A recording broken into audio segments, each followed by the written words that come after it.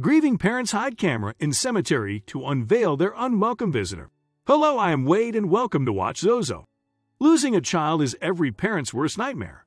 And if anyone knows this, it's Jacob and Tashanna Armstrong. As if the loss wasn't bad enough, someone seemed to be taunting them. Only they didn't realize it until the couple visited their son's grave at the cemetery. Jacob and Tashanna Armstrong imagined they would get to see their child grow up into the incredible man he was destined to become.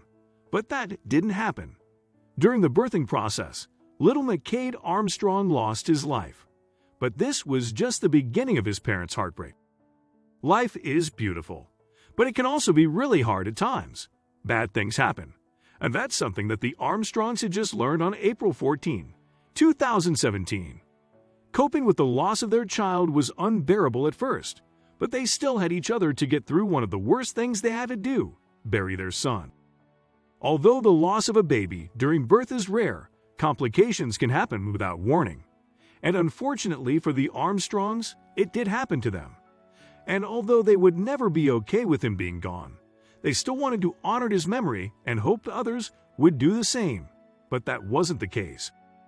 McCade's life was short, but he still was and would always be a very important part of the Armstrongs' lives. He was the most beautiful thing they had ever laid their eyes on, and his spirit would live inside of their hearts. In the meantime, they had a place where they would always visit, and so would his future siblings. But a darkness threatened to disturb his eternal rest.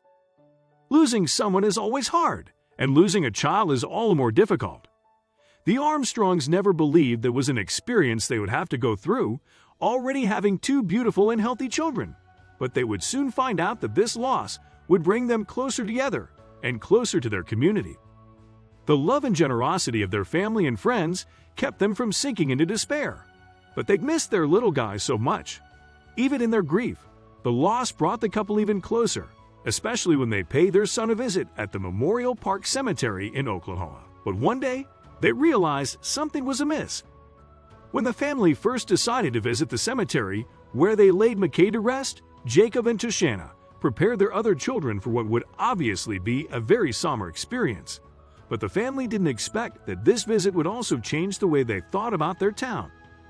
McCade would never get to play with toys like a regular child, but his parents frequented the graveyard and left adorable flags, pinwheels, and toys at his grave. They figured their son's spirit would appreciate the items. But he never got to enjoy them for long, and it's not because he wasn't alive. Leaving behind tokens of their affection on their son's grave was a great coping mechanism. But it wasn't long before they realized that their son wasn't the only thing missing in their lives. Something else had vanished without a trace. Unbeknownst to the Armstrong family, something amiss was going on frequently at the cemetery where they laid their child to rest. Whenever they laid toys, trinkets, or letters down on their son's grave, they disappeared by their next visit. Surely there must be a reasonable explanation for this phenomenon. The broken-hearted parents realize that someone was taking the items they left behind. This pinwheel doesn't mean a whole lot to the next person, but it does mean a lot to the person who placed it there. She told Inside Edition. But was it an animal who took them, or some kind of monster in human form? Grave robbing isn't a typical crime in small towns, and that certainly wasn't the extent that this could-be criminal was going to. But to take children's toys from grieving parents is cruel and devastating for anyone in the mourning process. But were the Armstrong's suspicions correct, or was it some sort of animal or natural phenomenon moving their trinkets? Little McCade's dad was really angry that someone had taken these items from his son's grave. Some random stranger was stealing their baby's toys. He wasn't sure how to catch the bandit at first, but then inspiration struck and he got to work right away. He decided that the best way to catch the guilty party in the act would be to set up a hidden camera, so that's exactly what he did. The camera was only a few feet away, but that's all he needed to learn the identity of the grave robber. To catch their thief on camera, Jacob Armstrong had to find specially made cameras that could be reliable and undetected by other people in the cemetery. Armstrong didn't want to harm anyone else's mourning experience or alert the thieves that there was something more valuable to take than a child's toys. The camera Armstrong chose would blend in with the trees behind his son's grave and not emit any light or sound while it was recording. Armstrong was willing to go to any lengths possible to ensure that his son could finally rest in peace. Once the camera was placed behind the trees, it was virtually undetectable. And because the camera could be controlled remotely, Armstrong didn't have to worry about being in the graveyard with the thieves to record their nefarious deeds. Thankfully, the camera did its job and proved that it wasn't a curious animal or mysterious natural phenomenon moving their belongings, but a man who seemed to be purposefully taking the items. But would this footage be enough to catch their culprit? Not only did their camera catch a man stealing from their son's grave, the Armstrongs also caught the thief stealing from nearby graves as well, proving that this wasn't a targeted crime. And the strangest part was that the man seemed very nonchalant about what he was doing. Someone had been plucking the grave's precious trinkets, and that someone wasn't done.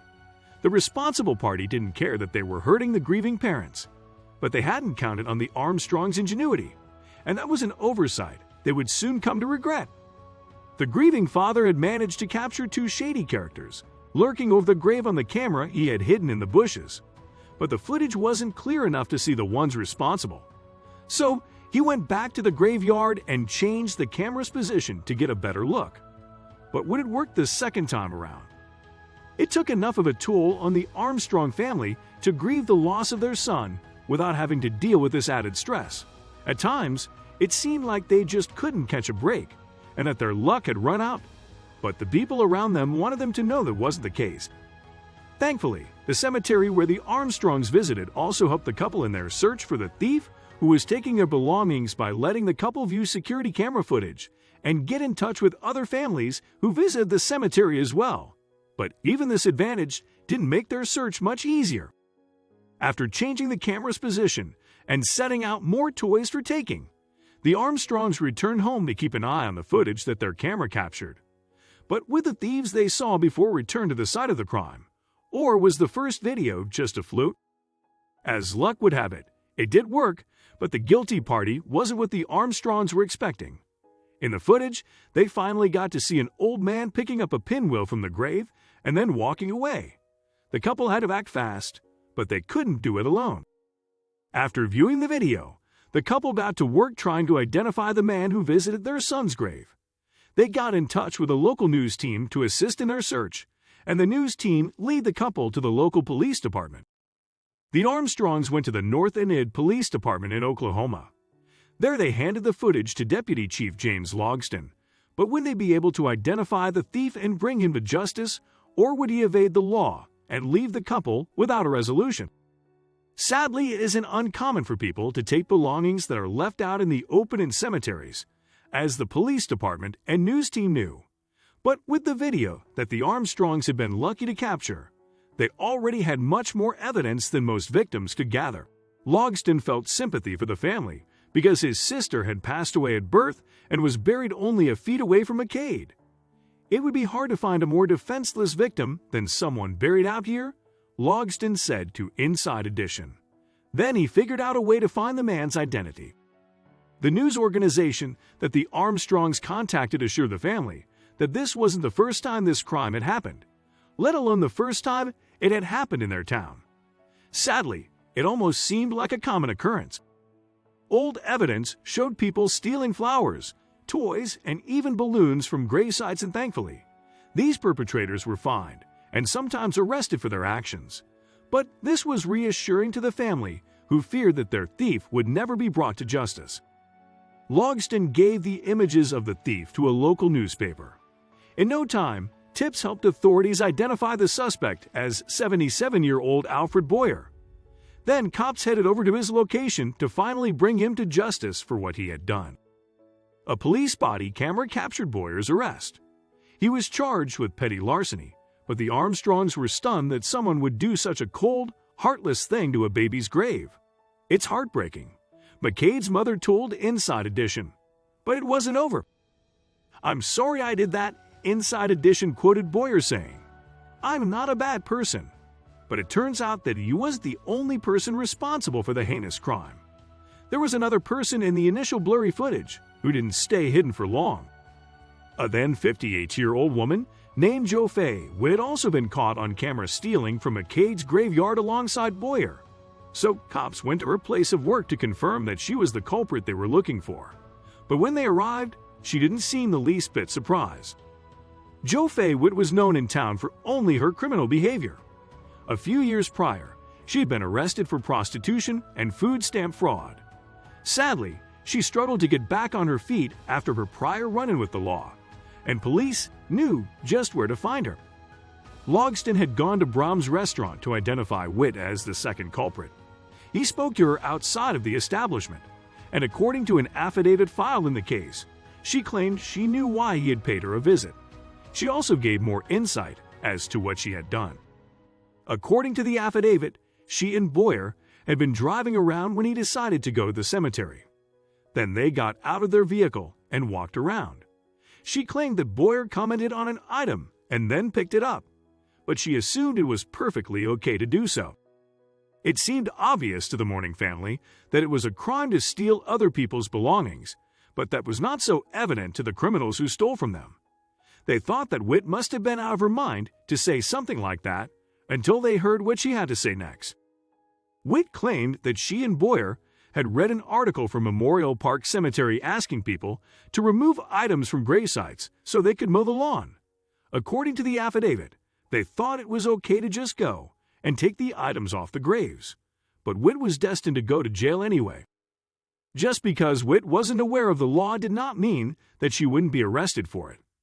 Witt's previous crimes of obtaining food stamps by fraud and using stolen credit and debit cards proved that she wasn't someone who usually followed the rules, and police knew that. Witt reportedly had outstanding warrants anyway, so when police officers came to arrest her at her place of work, the grave robbery offense was like icing on the cake. But what sort of punishment would fit a crime, such as the one she and Boyer had committed? Witt's prior crimes left her serving years in prison, and when she was released, she went back to her old behavior. Witt was charged with a misdemeanor count of petite larceny and a count of knowingly concealing stolen property. These charges came with a sentence of 6 months in jail and a hefty fine.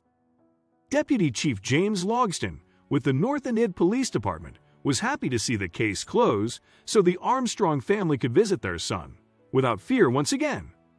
He extended his thanks to his team, who helped identify the culprits, one of which still had more to say. When contacted by local news teams, Boyer also didn't realize that he had done anything wrong. But he later apologized to the family and told the news audience that he didn't think his actions made him an evil person, just a sadly mistaken one. Although the perpetrators weren't aware of the laws they were breaking, the hidden camera didn't lie about their wrongdoings. If it wasn't for Jacob Armstrong's well-thought-out plan, the police may have never caught these criminals. Witt faced up to 6 months behind bars and a potential fine as high as $500. But at least the Armstrongs could finally find comfort in knowing that those responsible would pay for their crime, and their son could finally rest in peace. But did Boyer and Witt learn from their mistakes? Once the culprits were apprehended by police, the Armstrongs felt at peace. They understood that less fortunate people in their town were desperate, which led them to steal other people's belongings. But they were happy that the cemetery was saved from their presence once again. Boyer and Witt's actions showed a lack of consideration for the Armstrongs' feelings. And although Boyer didn't feel his actions made him evil, he certainly didn't stop to consider how they might have hurt someone else. But hopefully, he and his cohort will never touch another burial site ever again. This victory for law enforcement and the Armstrong family made everyone involved happy, but their joy was bittersweet. The Armstrongs are happy that their son can be peaceful at his final resting place, although they wish he was still with his loving family. Thanks for watching. Make sure you subscribe and smash that like button. We really appreciate your continuous support.